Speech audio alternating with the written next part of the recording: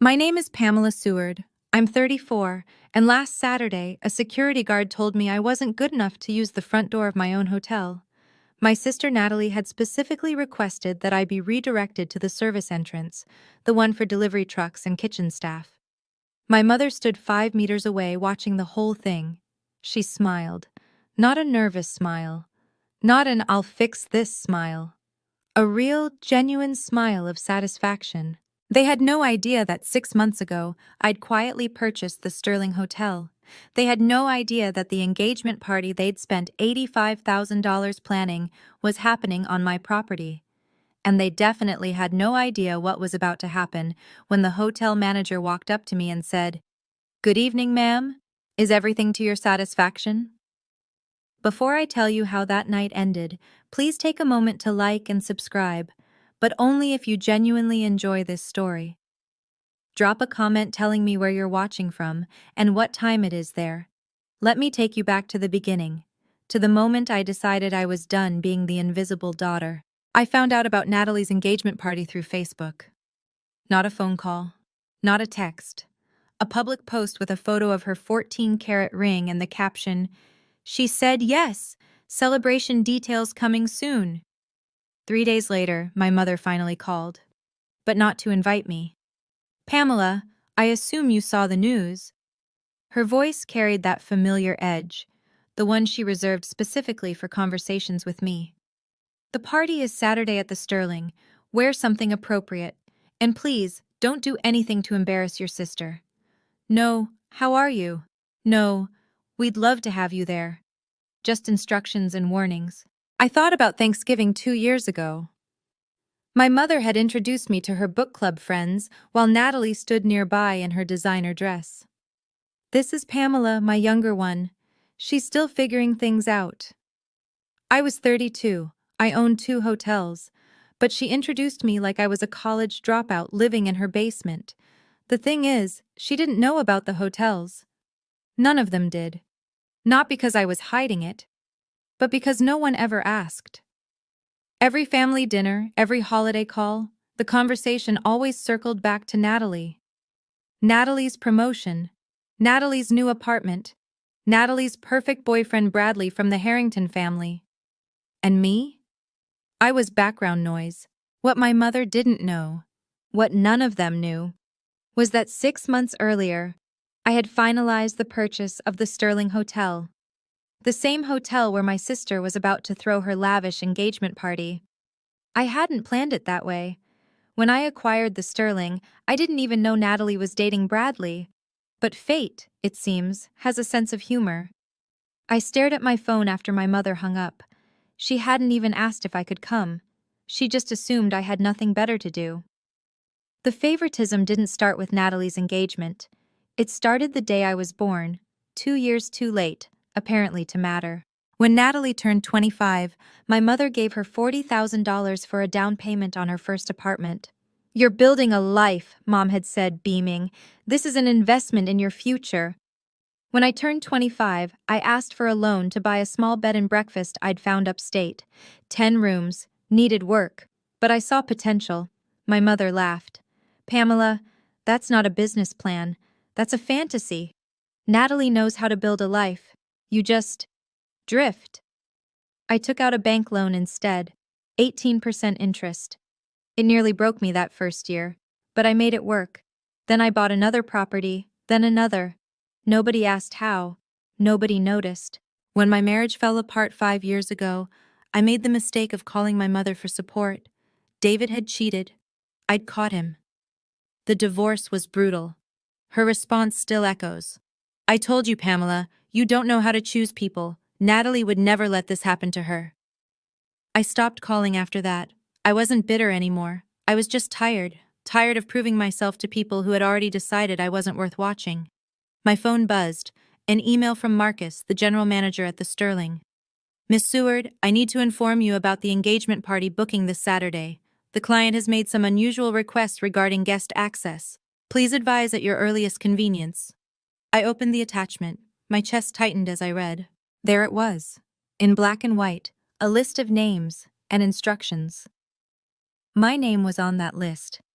The email from Marcus contained a guest management document. 3 names flagged for alternative entrance routing.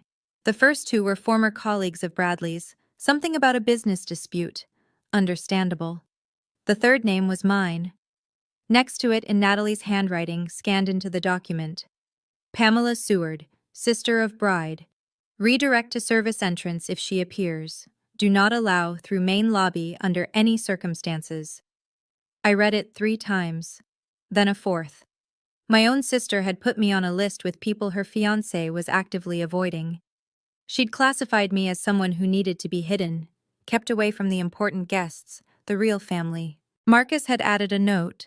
Miss Seward, I found this request highly unusual given your relationship to the property. Should I intervene? Please advise. I sat in my office, watching the city lights flicker through the window. The Sterling stood somewhere in that maze of buildings, my building, where my sister was planning to humiliate me in front of 200 people. I had options. I could cancel the event. I could reveal myself before the party and watch Natalie scramble. I could simply not attend and let them think they'd won. But none of those options felt right. If I didn't go, they would continue treating me as invisible. If I reacted publicly, they would call me dramatic, unstable. Proof that I was exactly who they always said I was. But if I attended and let the truth reveal itself naturally, I typed my response to Marcus. Do not change anything. Let them proceed exactly as planned. I will handle this personally. His reply came within minutes. Understood, Miss Seward. I'll be on standby. I closed my laptop. Saturday was going to be interesting. I called Daniel the next morning. We'd been friends since college, back when I was just a girl with big dreams and no money. Now he was my attorney, but more importantly, he was the one person who'd watched me build everything from nothing. They put you on a blacklist? His voice was sharp with disbelief. At your own hotel? Service entrance, like I'm delivering the shrimp. Pam, this is insane. Just tell them you own the place, watch them grovel. And then what? I stared at the ceiling of my apartment. They apologize because they're scared, not because they're sorry. Nothing changes. I'm still the daughter they tolerate. Daniel went quiet. Then, what do you actually want? Revenge or closure? The question hung in the air. I'd asked myself the same thing 100 times since reading that email. I don't want revenge, I finally said. I want them to know that I'm not who they think I am. I want to stop shrinking myself for people who never made room for me. That's not nothing, Pam. No, it's not. He sighed. If you're doing this, you need backup. Want me there? I can come as your +1. Old college friend catching up. That works? And I'll bring some documentation, just in case someone demands proof. He paused. You know this could blow up their whole night. I know. And you're okay with that? I thought about every dinner where I was overlooked, every achievement that went unnoticed, every time my mother looked through me like I was glass. I'm okay with not hiding anymore, I said. Whatever happens after that is their choice. Daniel agreed to meet me at the Sterling on Saturday. I hung up and looked at the dress hanging in my closet. Simple, black, unassuming, perfect. Saturday arrived faster than I expected. By 7 o'clock, the sun had dipped below the skyline, painting the Sterling's facade in shades of amber and gold. I'd chosen my outfit carefully. A simple black dress, elegant but understated. No diamonds, no statement pieces. Just pearl earrings my grandmother left me. The kind of outfit that says I belong here without screaming for attention. The valet recognized my car but said nothing. I'd asked Marcus to keep my attendance quiet. As far as the staff knew, I was just another guest tonight. The main entrance glowed with warm light. Through the glass doors I could see the lobby, crystal chandeliers casting rainbows across marble floors, guests in evening wear drifting toward the ballroom. Laughter echoed, champagne flowed, my sister's perfect night. I straightened my shoulders and walked toward the front door. That's when he stepped forward, a security guard in a dark suit, Earpiece visible, clipboard in hand. Young, professional. Just doing his job. Good evening, ma'am. Your name? Pamela Seward. He scanned his list. I watched his finger stop. His expression flickered. Confusion, then practiced neutrality. I'm afraid you'll need to use the service entrance, ma'am. Excuse me? Those are my instructions. The service entrance is around the back, through the kitchen corridor. I didn't move. Can I ask who gave those instructions? The event organizer. He shifted uncomfortably. I'm sorry, ma'am. I'm just following protocol. Protocol. My sister had created a protocol for keeping me out. I looked past his shoulder, through the glass doors, into the lobby, and that's when I saw her. My mother, standing just inside, looking directly at me.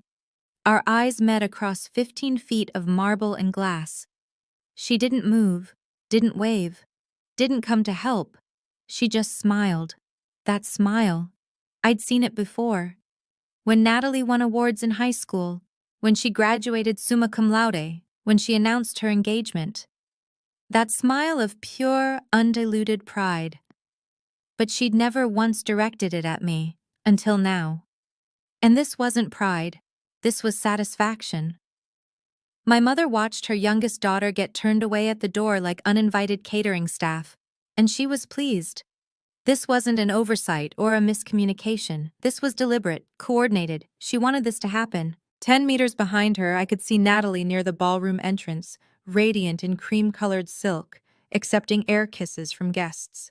She glanced toward the lobby, toward me, and I caught it, the smallest flicker of acknowledgement. A quick look. Then she turned back to her admirers, laughing at something someone said. The security guard cleared his throat. Ma'am, the service entrance? A bellhop near the concierge desk had noticed the exchange. I recognized him. Thomas, who'd been with the hotel for 3 years. His eyes widened when he saw me, and he started to move forward. But the security guard caught his attention, gave a subtle shake of his head. Thomas stopped, looked at me with something like apology, then looked away. I stood there for 5 full seconds. They felt like hours. My mother finally broke eye contact, turning to greet an arriving couple with warmth and laughter. As if nothing had happened, as if I hadn't just been publicly humiliated while she watched. The security guard waited, increasingly uncomfortable. I could have said something, could have demanded to speak to the manager, could have revealed everything right there. But not yet. Fine, I said quietly. I'll use the service entrance. I turned and walked toward the side of the building, my heels clicking against the pavement. Let them think they'd won. The service entrance smelled like industrial cleaner and fresh bread. Fluorescent lights buzzed overhead, a harsh contrast to the crystal-draped elegance 50 feet away. I pushed through the heavy metal door and entered the kitchen corridor. Stainless steel counters stretched in every direction. Steam rose from simmering pots. The controlled chaos of a 5-star kitchen in full swing. Then, silence. One by one, staff members noticed me. A prep cook paused mid-chop. A server carrying a tray of champagne flutes froze. Chef Rivera, who'd been barking orders at his team, went absolutely still. Miss Seward? His voice was barely above a whisper. We weren't expecting you to. It's fine, chef. Please continue. Nobody moved. I realized they'd all seen the guest list. They knew my name was on it. And they knew exactly why I'd come through this door instead of the main entrance. Really, I said, keeping my voice calm. Tonight, I'm just a guest. Carry on. Chef Rivera nodded slowly. The salmon is exceptional tonight, Miss Seward. Rivera's special preparation. I'm sure it will be perfect. The kitchen gradually resumed its rhythm as I walked through, though I felt every eye following me. A dishwasher nearly dropped an entire rack of glasses. A pastry chef whispered something to her colleague. I reached the service door that led to the ballroom's back corridor. Through the small window, I could see the party in full swing. Crystal chandeliers, elegant guests, my sister at the center of it all, Bradley's arm around her waist. 200 people celebrating Natalie's perfect life. I allowed myself a small smile. Not bitter, not angry, patient. I straightened my dress, took a breath, and pushed through the door. Time to join the party. The ballroom was breathtaking. Even knowing every inch of this hotel, even having approved the renovation budget myself, seeing it transformed took my breath away. Gold-draped tables surrounded a central dance floor. A string quartet played Vivaldi in the corner. The backdrop behind the main table read N and B, forever, in elegant script. $85,000. That's what this night cost. I knew because the invoice had crossed my desk. My phone vibrated. Daniel. In position, bar, northeast corner. Got what you asked for. I typed back. Hold for now. Want to see how far they'll go. Copy. But Pam, don't wait too long. You deserve to be seen. I slipped my phone back into my clutch and scanned the room. My mother was holding court near the gift table, accepting compliments on behalf of her beautiful daughter. Natalie floated between guest clusters, Bradley dutifully at her side. Nobody had noticed me yet. I'd entered through a side door, blending with returning staff before slipping along the wall. In my simple black dress, without the Seward name preceding me, I was invisible. Exactly as they wanted. I spotted Marcus across the room. Our eyes met briefly. He started to move toward me. Instinct, probably, to check if his employer needed anything. I gave the slightest shake of my head. He stopped. Nodded once. Retreated to his position near the service corridor. A few feet away, my mother was telling someone about Natalie's accomplishments. Top of her class at Columbia, Bradley's family was so impressed. The Harringtons don't accept just anyone, you know.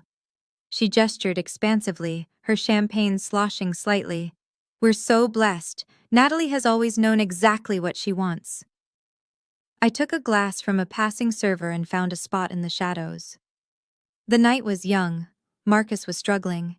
I could see it from across the room, the way he kept glancing in my direction, then at Natalie, then back at me. He'd been general manager of the Sterling for 8 years, long before I acquired the property. Discretion was his specialty, but this was testing him.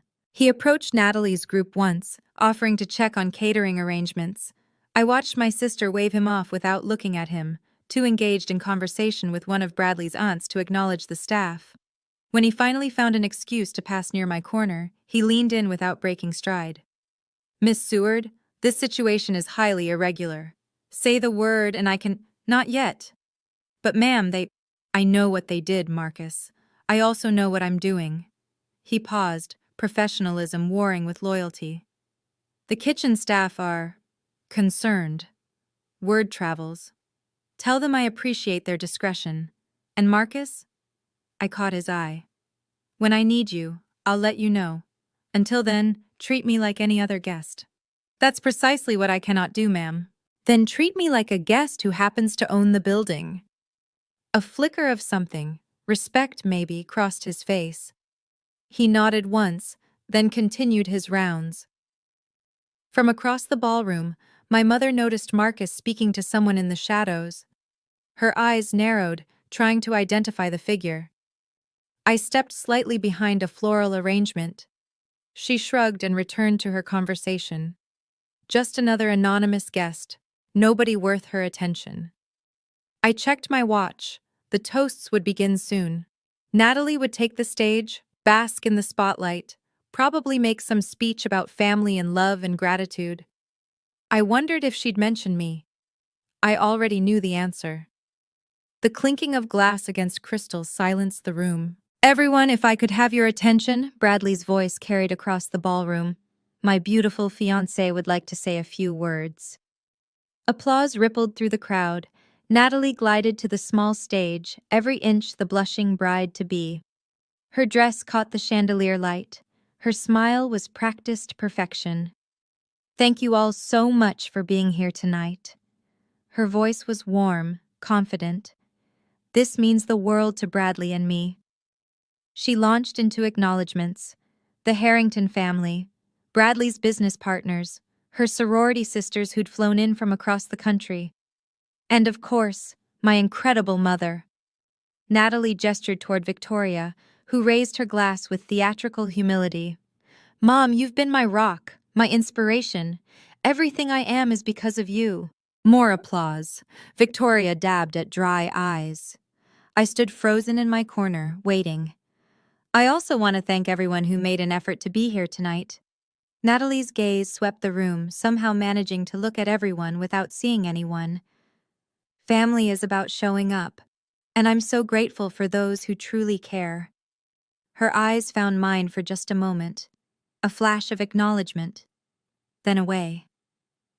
Some people in this room have overcome personal challenges to be here.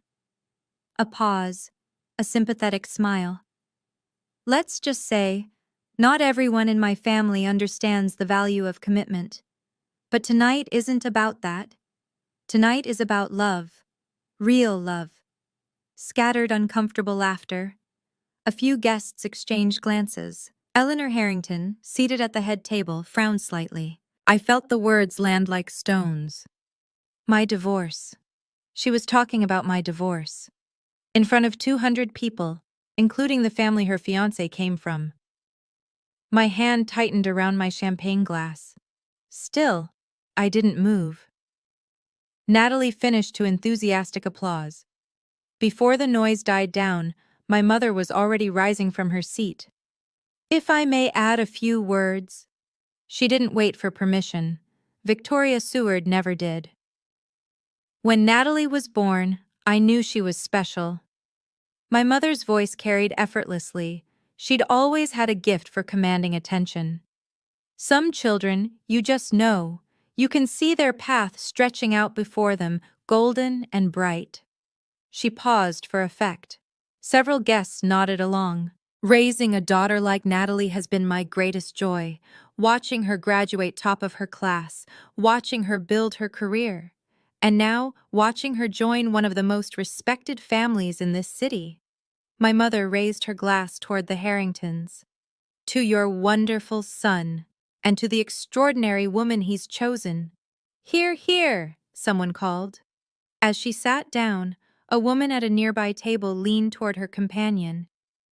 I thought there were 2 daughters. The question carried farther than intended. A brief hush. My mother heard it. I saw her spine stiffen slightly before she turned with a practiced smile. Natalie is my pride, she said smoothly. Pamela is still finding herself. The dismissal hung in the air. A few guests shifted uncomfortably. Someone coughed. Near the bar, I saw Daniel's jaw tighten. He caught my eye across the room, questioning. I gave a slight shake of my head. Not yet. But someone else had noticed the exchange. Eleanor Harrington was watching my mother with an expression I couldn't quite read. Then her gaze traveled across the room, searching. It landed on me. For a long moment, we looked at each other. Eleanor's eyes were sharp, assessing. She didn't look away. Neither did I. Natalie found me 20 minutes later. I'd been nursing the same glass of champagne, watching the party from my corner. Apparently, I wasn't invisible enough. Oh. She stopped in front of me, surprise flickering before she composed herself. You actually came. Congratulations on your engagement, Natalie. Thank you. Her smile was thin. I thought maybe you'd be too. Overwhelmed. These events can be a lot for some people. I'm managing. Behind her, 3 of her friends had formed a semicircle. Support troops, witnesses. Natalie tilted her head. You know, Bradley's family is very traditional. They value success, achievement. I hope you understand why we had to be selective about the entrance arrangements. I understand perfectly.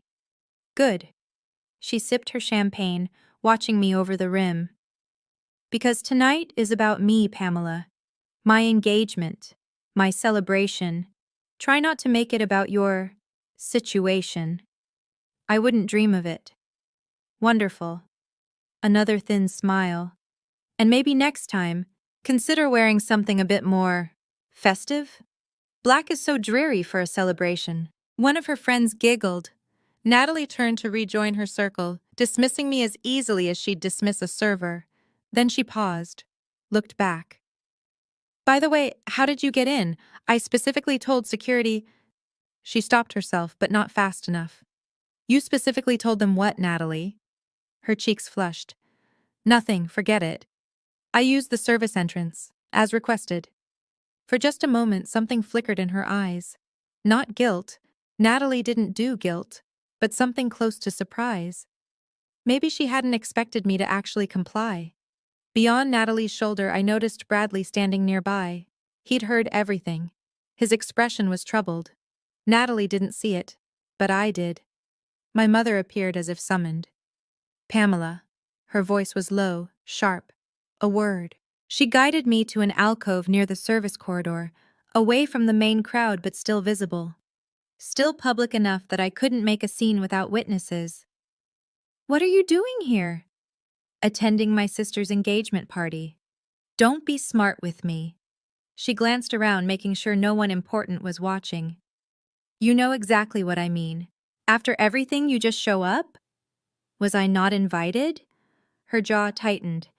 This is Natalie's night. Don't ruin it. I haven't done anything, Mom. Good. Keep it that way. She looked at my dress with undisguised disappointment. Couldn't you at least wear something nicer? Something that shows you made an effort? The Harringtons are watching. I won't have you embarrass us. I felt something shift inside me. A lock turning, a door closing. Us, I repeated quietly. Who is us, exactly?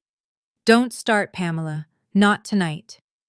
Before I could respond, Marcus appeared at the edge of my vision. His expression was carefully neutral, but I could see the tension in his shoulders. I apologize for the interruption. His voice was formal, professional. We have a situation with the catering that requires immediate attention. My mother barely glanced at him. Handle it yourself. We're in the middle of something. I'm afraid I need authorization from... Marcus paused, choosing his words carefully. From management. Then find the management, Victoria snapped. Can't you see I'm speaking with my daughter? Marcus didn't move. His eyes found mine. Miss Seward, he said slowly, may I have a word? My mother froze. Her gaze traveled from Marcus to me and back again. Miss Seward? She repeated. The world seemed to hold its breath. Okay, if you're watching this and thinking, please tell me Pamela does something, I promise, we're getting there. But before that, drop a comment. Have you ever been treated like you were invisible by your own family? How did you handle it? And if you're enjoying this story, hit that subscribe button. I have more stories like this coming. Now let's get back to the moment everything changed. Marcus didn't flinch. Miss Seward, we have the situation with the seafood shipment. His tone was perfectly professional, as if this were any normal consultation. The Atlantic salmon arrived with quality concerns. As the owner, I need your approval to substitute with the king salmon from our reserve. The word dropped like a stone into still water. Owner. My mother's face went slack. Her champagne glass tilted dangerously in her grip. I'm sorry. Natalie had appeared from nowhere, her voice sharp. What did you just call her? Marcus turned with the calm of a man who had served diplomats and dictators. I addressed Miss Pamela Seward, the owner of the Sterling Hotel. Is there a problem? Silence. Complete, absolute silence. Around us, conversations had stopped. Nearby guests turned to stare. The string quartet played on, oblivious, their Vivaldi suddenly grotesque against the frozen tableau. I kept my voice level. The king salmon will work, Marcus. Tell Chef Rivera to adjust the sauce to complement. Perhaps the citrus reduction instead of the dill. Excellent choice, ma'am. Marcus inclined his head, a small bow, nearly imperceptible. I'll inform the kitchen immediately. He retreated. The click of his heels on marble echoed in the silence. I turned back to my mother and sister. Victoria's mouth opened, closed, opened again. No sound came out. Natalie had gone pale beneath her carefully applied blush. Her hand gripped Bradley's arm so tightly that her knuckles were white. The owner? Bradley's voice was barely above a whisper. Natalie, did you know? No. Natalie's voice cracked. No, that's not. She doesn't. Somewhere behind me, a champagne glass shattered on the floor. Someone gasped, and for the first time in 34 years, my family was looking directly at me. This is a joke. Natalie's voice was too loud, edged with panic. Some kind of sick joke. She doesn't own anything. Whispers rippled through the crowd like wind through grass. Guests leaned toward each other, eyebrows raised, phones quietly emerging from pockets and purses. I've owned the Sterling for 6 months, Natalie. I kept my voice calm, conversational. You can verify with the county property records if you'd like. They're public. 6 months? My mother finally found her voice. That's impossible. We would have known. Someone would have told us. Who would have told you, Mom? You never asked what I do.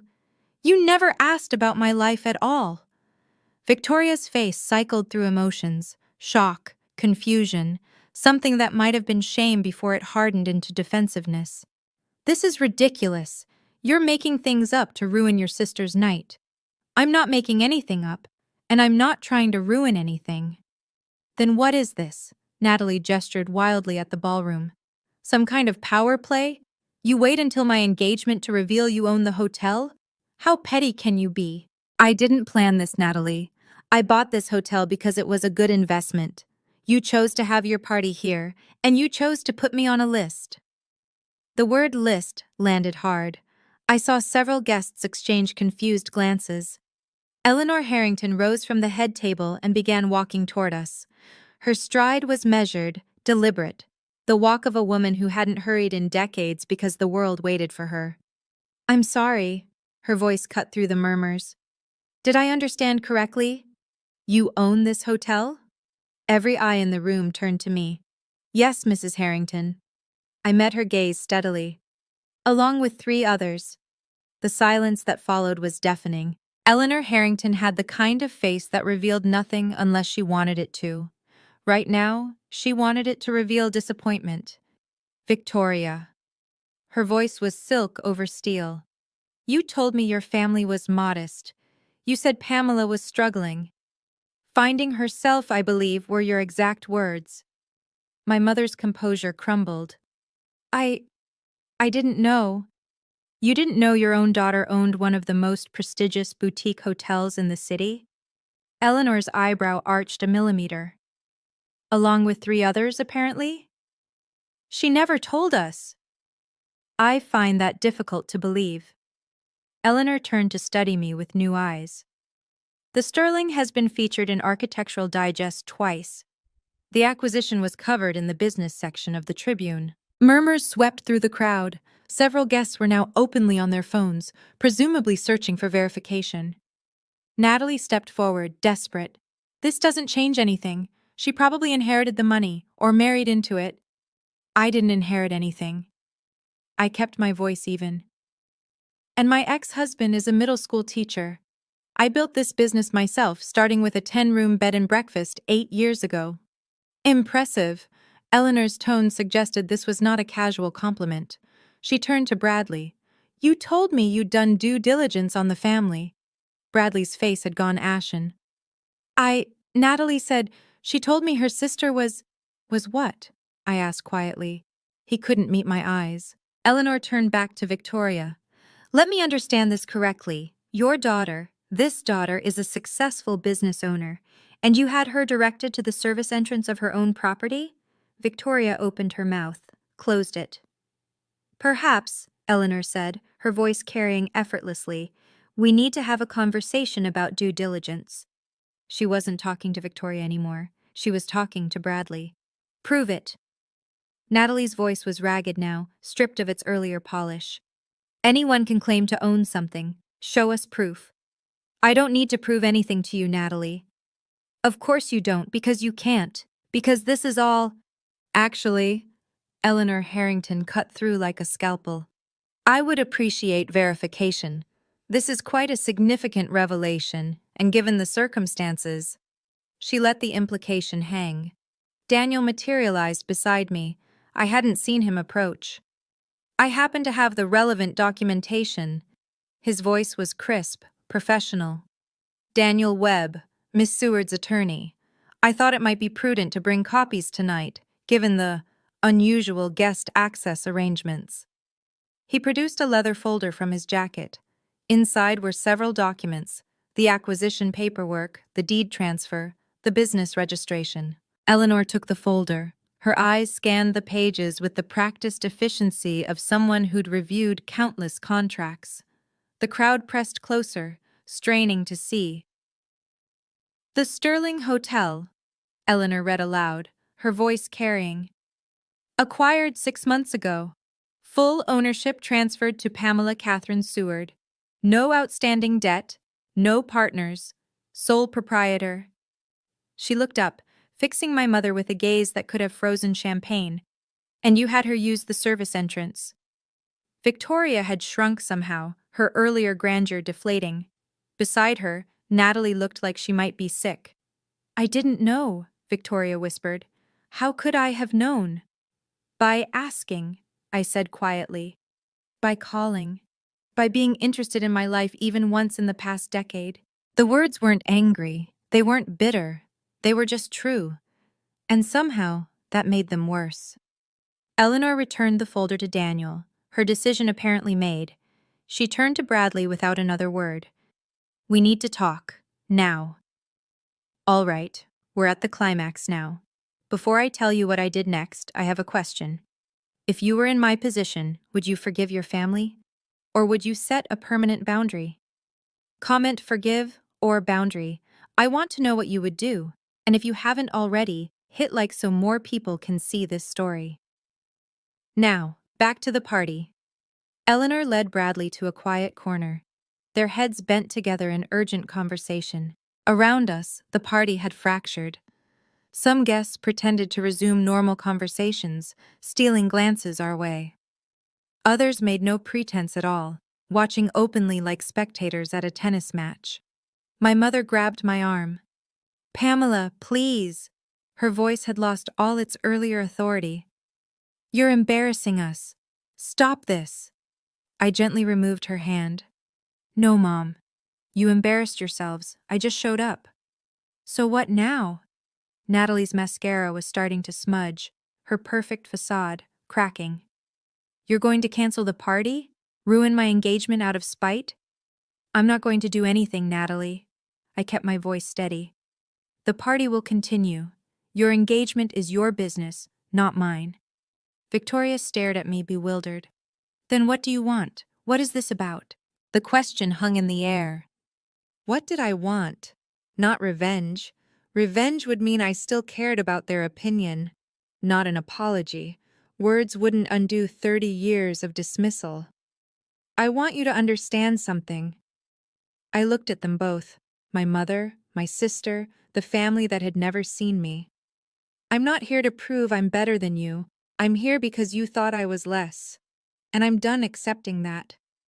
"Pamela," Victoria started. "I'm not angry, Mom. I'm just done pretending." I paused, choosing my next words carefully. "You put me on a blacklist at my own sister's party, at my own hotel, and you smiled when security turned me away." Her face crumpled. "When you're ready to have a real conversation about why you've treated me differently for 30 years, I'll be here, but I won't be invisible anymore." For once, neither of them had a response. Eleanor Harrington returned from her corner conference. Bradley trailed behind her, his expression that of a man who had just received very bad news. "Natalie," his voice was strained. "We need to talk. Later, in private." "Bradley, whatever she told you. Later." The single word silenced her. Eleanor approached my mother with the gracious smile of someone delivering a death blow. "Mrs. Seward, this has been a most illuminating evening." Victoria attempted to rally. "Mrs. Harrington, I assure you, this changes nothing about Natalie and Bradley's relationship." "I'm afraid that's not your decision to make." Eleanor's smile never wavered. "It seems we were given an incomplete picture of your family. I hope you understand that we'll need to have some longer conversations with Bradley about his choices. What does that mean? It means exactly what I said. Eleanor's gaze was pleasant and utterly merciless. We Harringtons are thorough people. We don't make major decisions based on partial information. Victoria's face drained of color. Eleanor turned to me. Her expression shifted, subtle but distinct. The dismissal was gone. In its place was something like recognition. Miss Seward, I apologize for any misunderstanding tonight. She produced a card from her clutch. If you're ever interested in discussing business or simply having lunch, I'd welcome the opportunity. I took the card. Thank you, Mrs. Harrington. Please, call me Eleanor. She leaned closer, lowering her voice. I always prefer to know who the interesting people in a room are. It seems I was looking in the wrong direction. With that, she glided away to collect her husband. Natalie stood frozen, watching her future mother-in-law retreat. The engagement wasn't canceled, but something had changed, permanently, and everyone in that room knew it. I found Daniel near the bar. He raised an eyebrow. You okay? I think so. That was... He shook his head, almost laughing. I've seen courtroom drama, Pam, but that was something else. I'm going to go. I glanced around the ballroom. The energy had shifted. Nervous laughter, hurried whispers, guests making excuses to leave early.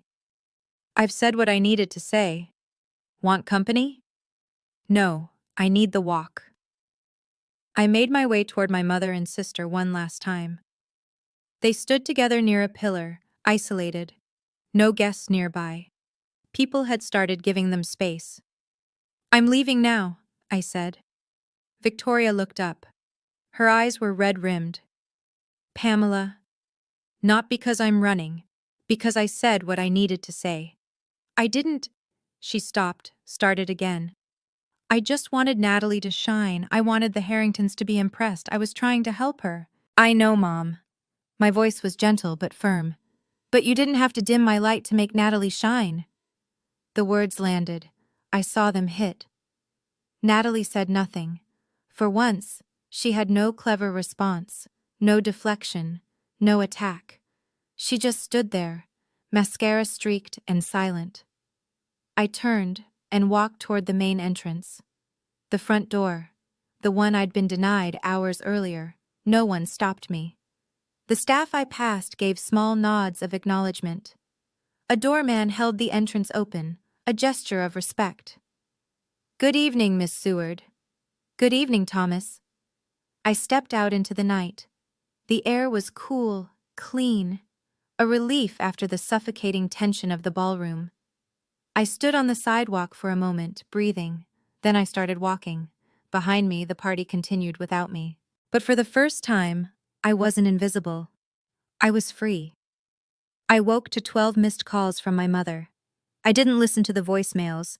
I already knew what they would say, some combination of accusation, justification, and manufactured victimhood, the Seward's specialty. My phone buzzed with a text from Natalie, then another, then a third. The first, how could you do this to me? The second, an hour later, we need to talk. The third, sent at 3 a.m., nothing, just 3 dots that appeared and disappeared. She'd started typing something and given up. Daniel called at 10 with the update I'd been expecting. The Harringtons had a family meeting this morning, he said. My contact at their law firm heard Bradley was there for 3 hours. The engagement? Still on, for now. A pause. But the prenuptial agreement is being completely revised. Apparently, Eleanor wasn't pleased with how things were represented. I poured myself coffee, watching the steam rise. What does revised mean? It means Natalie no longer has the same access to Harrington assets that she was promised. They're adding contingencies. Lots of them. I should have felt satisfied. Instead, I just felt tired. There's something else, Daniel continued. 3 guests from the party have contacted the Sterling this morning. They want to book events. Really? Apparently, watching you handle that situation impressed some people. One woman said, and I quote, "Anyone who can stay that composed under that kind of pressure is someone I want to do business with." I almost laughed. My family had tried to humiliate me, and instead they'd advertised my professionalism to 200 potential clients. "Pam, you still there?" "Yeah." I set down my coffee. "Just processing." "You did good last night. You know that, right?" "I know." But knowing didn't make my mother's 12 missed calls disappear. On the 13th call, I answered. "Pamela." My mother's voice was hoarse, like she'd been crying, or yelling, possibly both. "Finally. I've been trying to reach you all morning." "I know. You've ruined everything." The words tumbled out in a rush. "The Harringtons are questioning the wedding. They're changing the prenuptial. Eleanor barely looked at Natalie this morning. They're talking about reassessing the relationship." "I didn't ruin anything, Mom. Don't give me that. You planned this. You bought that hotel knowing Natalie would—" "I didn't plan anything. I bought the hotel because it was a good investment. Natalie chose to have her party there. Natalie chose to put my name on a blacklist. You chose to watch me get turned away and smile." I kept my voice steady. "I just existed." Silence on the other end. "You should have told us," she finally said. "We're your family." "Family asks, Mom. Family includes. Family doesn't put you on a list with instructions to use the service entrance." More silence. I could hear her breathing, could almost see her struggling to find a response. "I didn't know you were successful," she said quietly. "You never said—" "You never asked. Not once in 8 years. Every conversation was about Natalie, every holiday, every phone call. And when I did try to share something, you changed the subject." "That's not—" She stopped. "I'm not angry," I said, and I meant it. "I'm just done pretending, done shrinking myself, done hoping you'll finally see me. Pamela, when you're ready to have a real conversation about why you've treated me differently for 30 years, I'll be here. But I won't be invisible anymore. Not for you. Not for anyone." I hung up before she could respond. My hands were shaking, but my voice had been steady. That was enough. 2 weeks later, I received the news through Daniel. "The wedding's still happening," he said, "but they've changed venues. The Harringtons apparently didn't want to hold it at the Sterling." Too many memories? Too many reminders of the night they realized their future daughter-in-law wasn't exactly who she claimed to be. I was in my office at the new property, a converted warehouse I was developing into a boutique hotel in the Arts District. Plans spread across my desk. A contractor waiting in the lobby. "The prenup?" I asked. "Significantly revised. Natalie doesn't get access to Harrington family assets unless the marriage lasts at least 7 years. Even then, it's limited."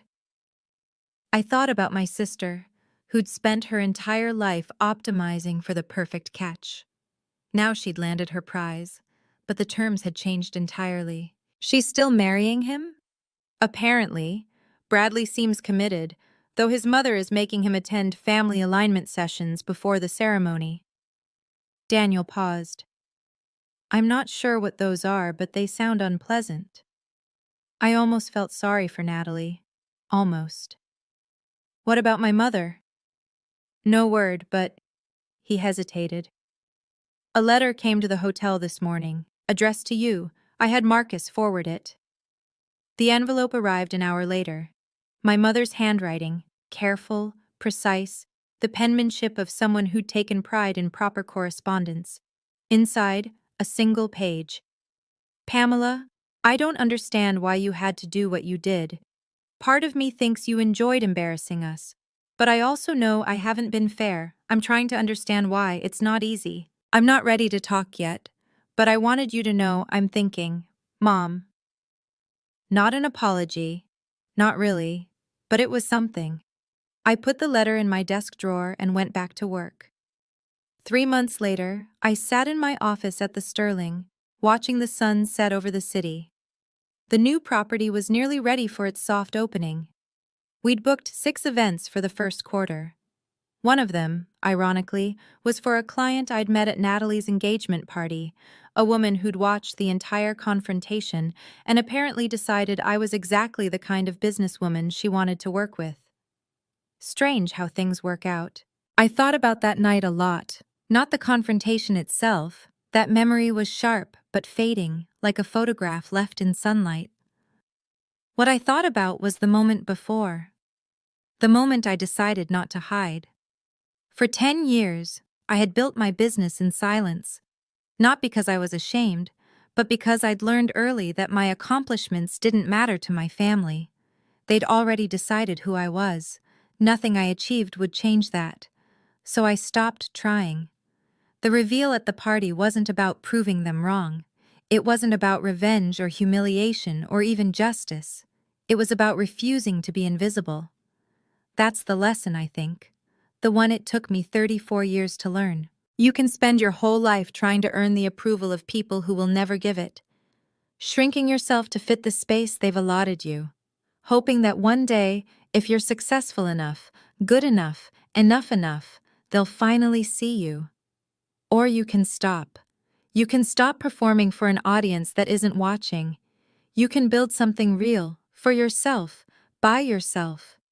And when they finally look up, if they ever look up, you can simply say, I was here all along, you just weren't paying attention. That's not revenge, that's just truth. And sometimes, truth is more powerful than any revenge could ever be. Spring came early that year. I signed the papers on my 5th property in March, a historic inn upstate, not far from where I'd bought my first bed and breakfast 8 years ago. Full circle in a way. Natalie's wedding happened in April. I wasn't invited. I wasn't surprised. But Bradley sent me an email the week before. Pamela, I want to apologize for how things went at the engagement party. I should have said something when Natalie made those arrangements. I didn't, and I'm sorry. Natalie is processing. She's embarrassed, though she'd never admit it. Give her time. For what it's worth, I think what you've built is impressive. Eleanor brings it up at least once a week. I hope you and Natalie can talk someday. Best, Bradley. I didn't reply, but I saved the email. My mother called once a month now.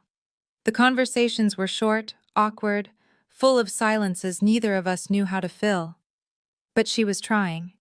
In her own way. Last week she asked about the new property. First time she'd ever asked about my business. The historic inn, I said. We're restoring the original Victorian details. Should be ready by fall. That sounds... A pause. That sounds lovely, Pamela. Not praise exactly, but acknowledgement. It wasn't much, but it was more than I'd had before. I don't hate them, my mother, my sister, the family that spent 30 years looking through me. I just don't need them to see me anymore. I see myself, and that's enough. It took me a long time to understand that, to really feel it, not just say it, but I do now. I'm not the invisible daughter anymore. I'm just Pamela Seward, and I'm exactly who I chose to be. If you're watching this, and you've ever felt invisible in your own family, I see you. I know what it's like to walk into a room full of relatives and feel like you're behind glass, present, but untouchable. I know what it's like to achieve something extraordinary and have no one notice. I know what it's like to wait your whole life for someone to finally look up and say, I'm proud of you. I also know that you might be waiting forever. Setting boundaries isn't about revenge. It isn't about making people feel bad or proving that you're better than them. It's about respect for yourself. You don't have to be loud to be heard. You don't have to be dramatic to make a point. Sometimes the most powerful thing you can do is simply stop hiding. Show up as yourself. Speak your truth calmly, and let the people around you decide how they want to respond. Some of them won't like it. Some of them will call you dramatic or vindictive or ungrateful. That's their problem, not yours. Your worth isn't determined by people who refuse to see it. Read that again. Your worth isn't determined by people who refuse to see it. Not by the mother who overlooked you. Not by the sibling who dismissed you. Not by the family that made you feel like you were less. You are not less. You never were. This is Pamela Seward, and I am no longer the invisible daughter. Thank you for staying until the end. If my story resonated with you, please leave a comment sharing your experience. Have you ever had to set boundaries with family? How did it go? Don't forget to like, subscribe, and hit the notification bell so you don't miss the next story. I have more family drama stories coming, some even wilder than this one. Check the description for links to similar stories. I'll see you in the next video.